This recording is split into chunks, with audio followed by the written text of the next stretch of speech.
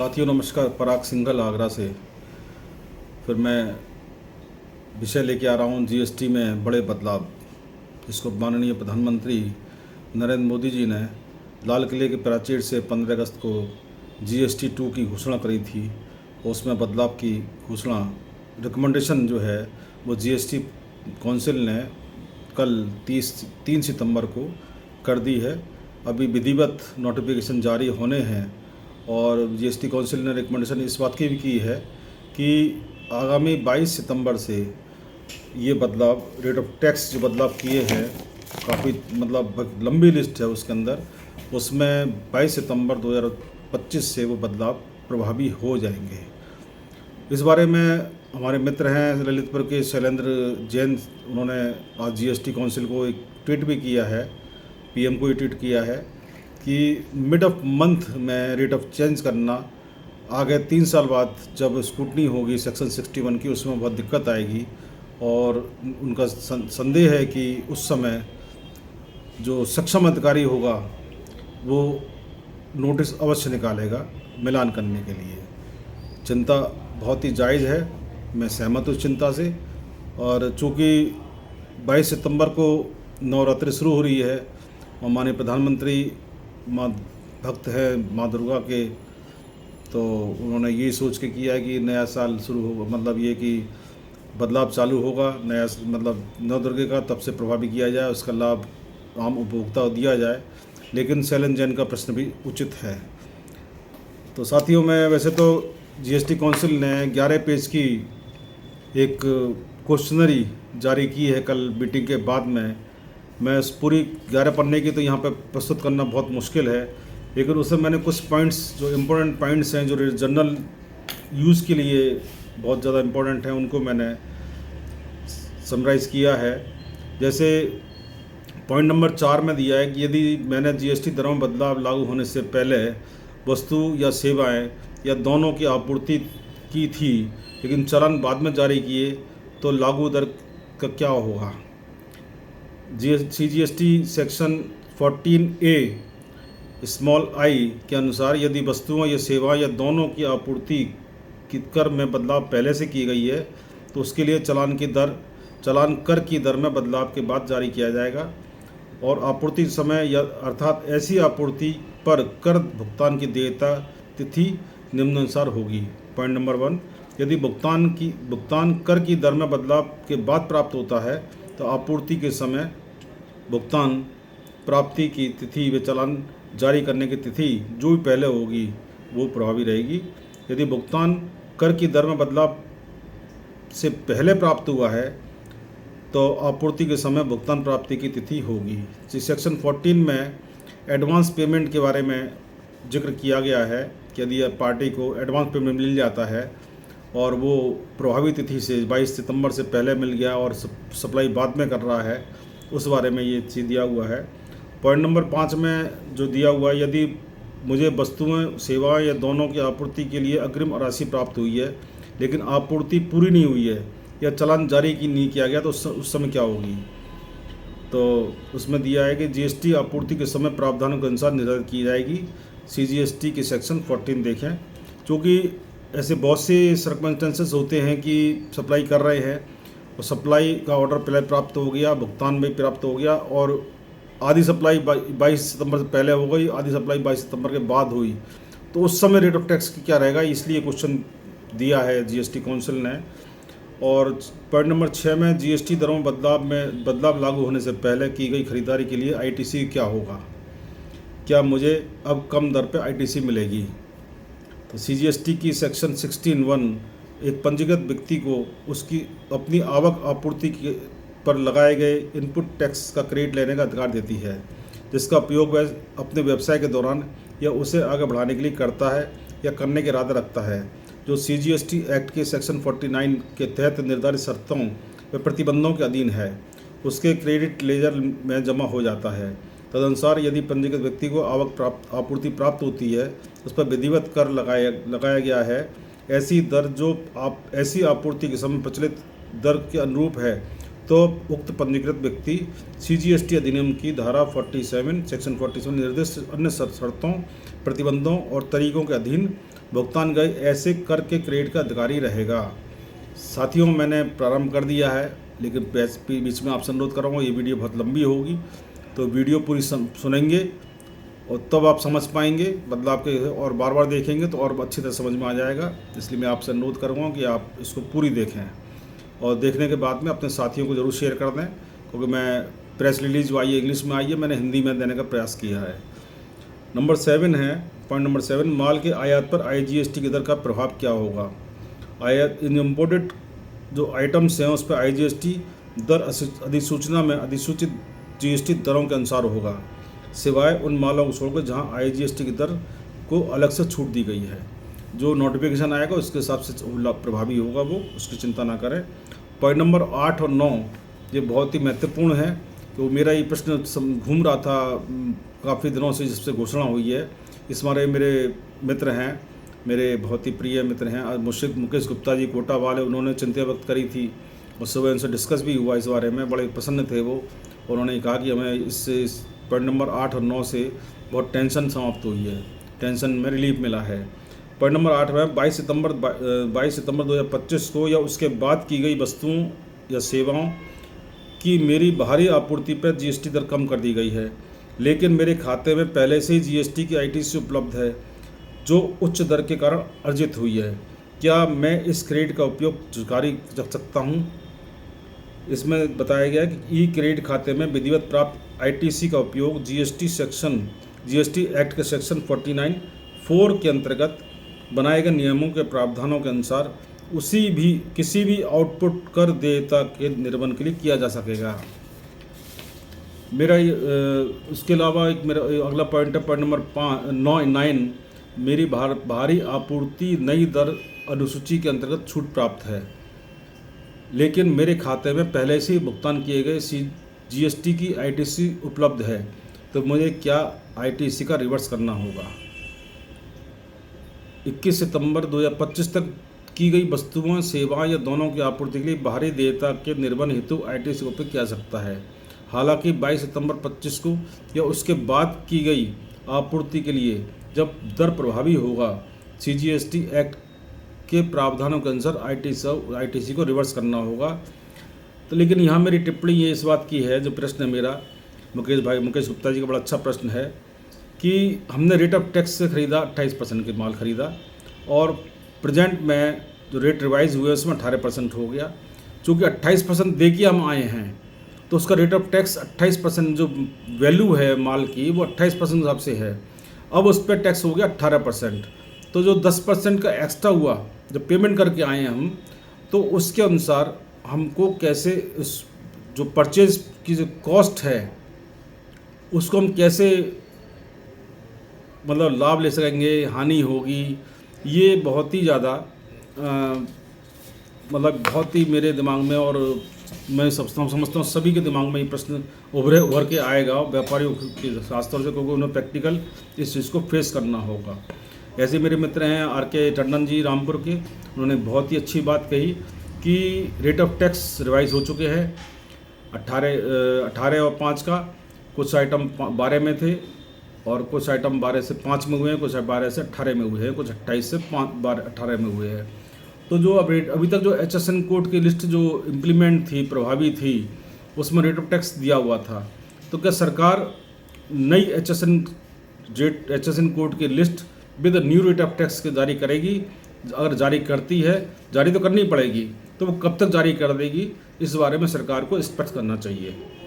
Point number 10 है, ये क्या मुद्दे अधिसूचित संशोधित दरों के प्रभावी होने की तिथि तक की आपूर्ति के लिए उल्टे शुल्क ढांचे से उत्पन्न संचित क्रेडिट की वापसी की अनुमति होगी।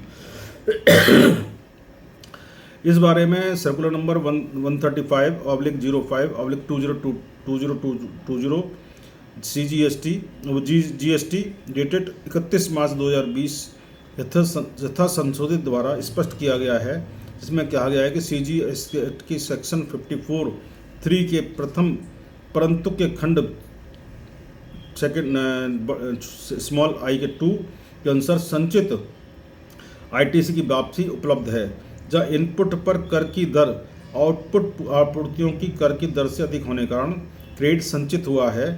हालांकि ऐसे मामलों में इनपुट और आउटपुट समान होने के बावजूद अलग अलग समय पर अलग अलग दरें लागू होने के कारण जीएसटी एक्ट की सेक्शन 54 सब सेक्शन 3 के प्रथम परंतु के खंड सेकंड के प्रावधानों के अंतर्गत नहीं आते हैं।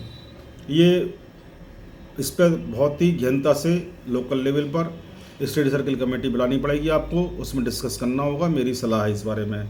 पॉइंट नंबर 11 है, यदि मेरे पास दर परिवर्तन प्रभावी होने की तिथि से पहले का स्टॉक है तो क्या मुझे संशोधित दर लागू होगी। जो मैंने पहले उठाया क्वेश्चन, जीएसटी आपूर्ति लगाया जाता है, इसलिए संशोधित जीएसटी दरों की अनुसूचित होने पर या उसके बाद आपूर्ति की गई वस्तुओं पर नई जीएसटी दरें वस्तुओं या सेवाओं या दोनों की भारी आपूर्ति पर लागू होगी। ये इस पॉइंट नंबर 11 से मैं बिल्कुल सहमत नहीं हूँ। इसको सरकार को बहुत ही स्पष्ट करना होगा। जो मैंने क्वेश्चन उठाया है कि जब हम पे स्टॉक 28% का या 18% का है, अब रेट ऑफ टैक्स कम हो गया है, तो उसको हम सेल जो करेंगे उस पर 28% लेंगे या 18% लेंगे, इस पर सरकार को स्पष्ट करना चाहिए। हम इसमें स्पष्ट नहीं है, संतुष्ट नहीं है। पॉइंट नंबर 12 है, नई दरें लागू होने पर ट्रांसपोर्टेशन में मौजूद वस्तुओं के ईवी रद्द करके नई सिरे से बनाने होंगे। जैसे 21 सितंबर को माल भेजा हमने और रेट ऑफ टैक्स 22 से प्रभावी हो गई, और वो क्या मोबाइल यूनिट उस चीज़ को ध्यान में रख के गाड़ी को पकड़ेगी या छोड़ देगी, इस पर सरकार को स्पष्ट निर्देश देने चाहिए। वैसे सरकार ने कहा है सीजीएसटी नियमावली के नियम 138 के अनुसार माल की आपूर्ति परिवहन के शुरू होने से पहले ईवी बनाना होगा। नई दरें लागू होने पर पारगमन जो उनकी मौजूद वस्तुओं के लिए ईवी बिल रद्द करने और नए सिरे से बनाने की कोई अनिवार्य आवश्यकता नहीं है। वर्तमान में पारगमन में मौजूद ई बिल अपनी मूल वैधता की अवधि वैध रहेंगे, लेकिन इस पर हमें पूरी तरह डाउट है कि मोबाइल यूनिट्स हैं वो छोटी छोटी बिंदुओं पर भी माल को और वाहन को सीज कर दिया करते हैं। तो सरकार को 20 सितंबर तक इस मामले में और राज्य आयुक्त महोदयों को इस 20 सितंबर 2025 तक इस मामले में स्पष्ट निर्देश देने होंगे। पॉइंट नंबर 14 में है, गैर मादक पेय पदार्थों अल्कोहलिक के बारे में है पर 40% कर लगाने का कारण क्या है।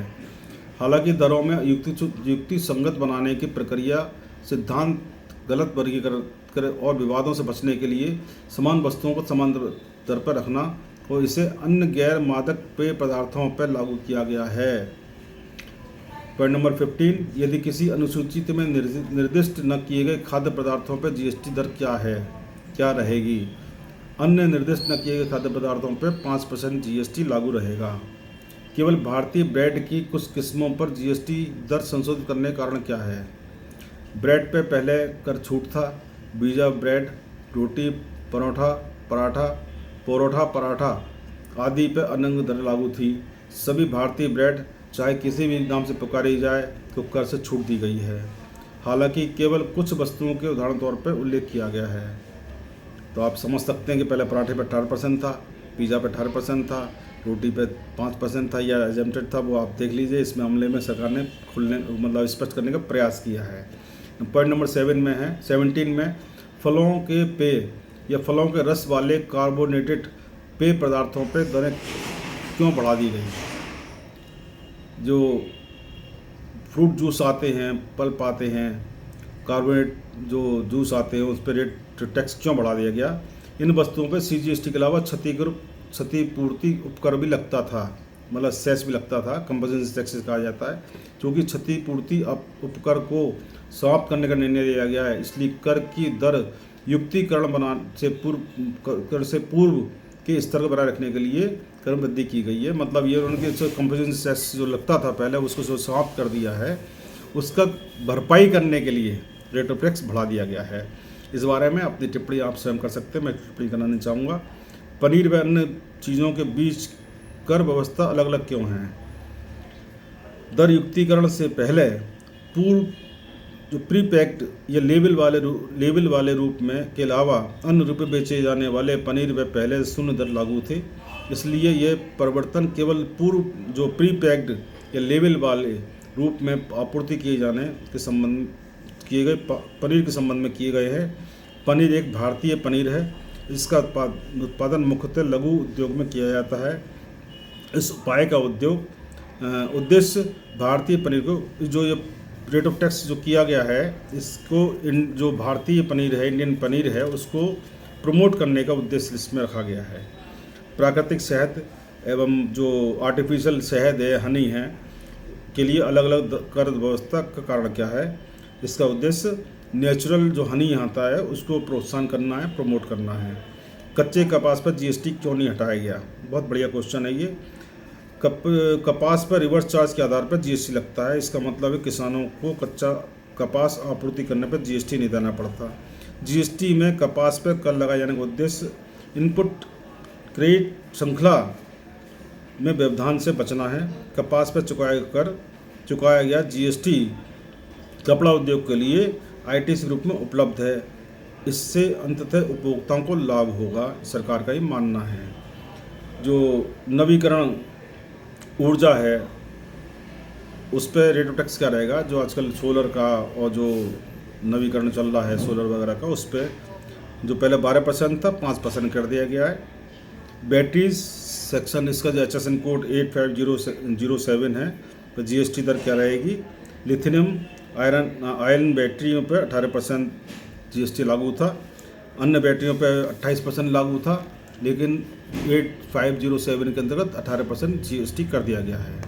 Air condition, TV, monitor, dish बाइसर तो जीएसटी दर क्या रहेगी? इस पर 18% कर दिया गया है। पहले 32 इंच के टीवी पर मॉनिटर पर 18% जीएसटी लगता था, लेकिन इससे बड़े टीवी और मॉनिटर पर 28% लगता था। अब सभी टीवी मॉनिटर पर एक समान 18% लगेगा। जीवन बीमा, लाइफ इंश्योरेंस, जीएसटी छूट के दायरे में कौन कौन सी पॉलिसी आती हैं? लाइफ इंश्योरेंस की में जो होती है उसमें अंतर्गत पॉलिसी सभी व्यक्तिगत जीवन पॉलिसियां हैं, जिसमें टर्म, यूलिप, एंडोमेंट प्लान, पुनर्बीमा सभी शामिल हैं। जीटीए का बहुत बड़ा क्वेश्चन रहा है पिछले दिनों। क्या जीटीए द्वारा माल के परिवहन पर 18% दर लागू है? जीटीए द्वारा माल के परिवहन बिना आईटीसी के 5% की दर से की मेरिट पर दर लिया जाता रहेगा। हालांकि जीटीए के पास पूर्ण आईटीसी के साथ 18% के मानक दर पर जीएसटी वसूल करने का विकल्प रहेगा। यदि आप आईटीसी लेना चाहते तो 18% और नहीं लेना चाहते तो 5%। क्या कंटेनर ट्रेन ऑपरेटर, जिसको सीटीओ बोला जाता है, कि द्वारा कंटेनरों में माल की परिवहन ट्रांसपोर्टेशन 12% लिया जाएगा? सीटीओ द्वारा कंटेनर में माल के परिवहन की सेवा को बिना आईटीसी के 5% और पूर्ण आईटीसी के साथ 18% लेने का विकल्प दिया गया, जो ऑप्शन आप लेना चाहें। मल्टी मॉडल ट्रांसपोर्टर द्वारा माल की आपूर्ति के लिए जीएसटी दर क्या रहेगी? मल्टी मॉडल माल परिवहन पर 5% जीएसटी लगाया गया है, सीमित आईटी के साथ में, बशर्ते हवाई जो रोड है ये बाई एयर माल की परिवहन शामिल ना हो। हालांकि जहां हवाई बाई एयर से माल परिवहन शामिल है वहां पर जीएसटी की दर पूर्ण आईटी के साथ 18% रहेगी।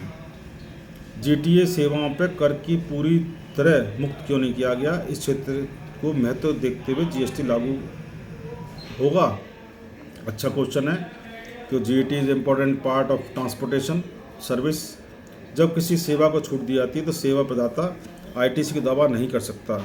इससे उसकी लागत बढ़ जाती है और सेवाएं महंगी हो जाती हैं। इसके अलावा जहां आवश्यक हो वहां पहले से ही विशिष्ट छूट प्रदान की गई हैं, जैसे एग्रीकल्चर प्रोडक्ट है, दूध है, ऐसी आवश्यक वस्तु जो B2C का परिवहन करते हैं उनका लिए किया गया है। बेस्ट जॉब वर्क सेवाओं पर जीएसटी दर क्या रहेगी? अवशिष्ट जॉब वर्क सेवाओं पर क्या जीएसटी दर रहेगा? अवशिष्ट जॉब वर्क सेवाएं यानी वे जॉब वर्क सेवाएं जिनके लिए कोई विशिष्ट दर अधिसूचित नहीं है, नोटिफाई नहीं है, वर्तमान में 12% की दर से जीएसटी आकर्षित करती हैं, ऐसी सेवाओं पर 18% का जीएसटी लगेगा। केवल दर कम करने के बजाय जॉब वर्क को पूरी तरह से कर मुक्त क्यों नहीं कर दिया गया? बहुत बढ़िया क्वेश्चन है। जॉब वर्क सेवाओं को छूट देने से आईटी श्रृंखला टूट जाएगी। जिससे लागत बढ़ जाती है, इसलिए इसको पूरी तरह से टैक्स फ्री नहीं किया गया है। अगला क्वेश्चन इसमें है,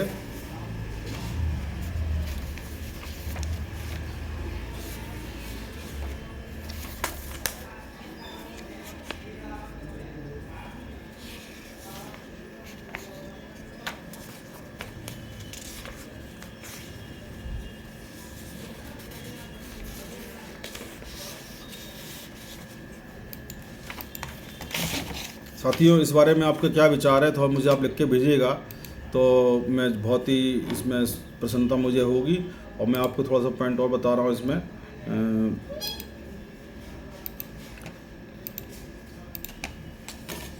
वैसे तो बहुत ज़्यादा जनरल पब्लिक का नहीं है।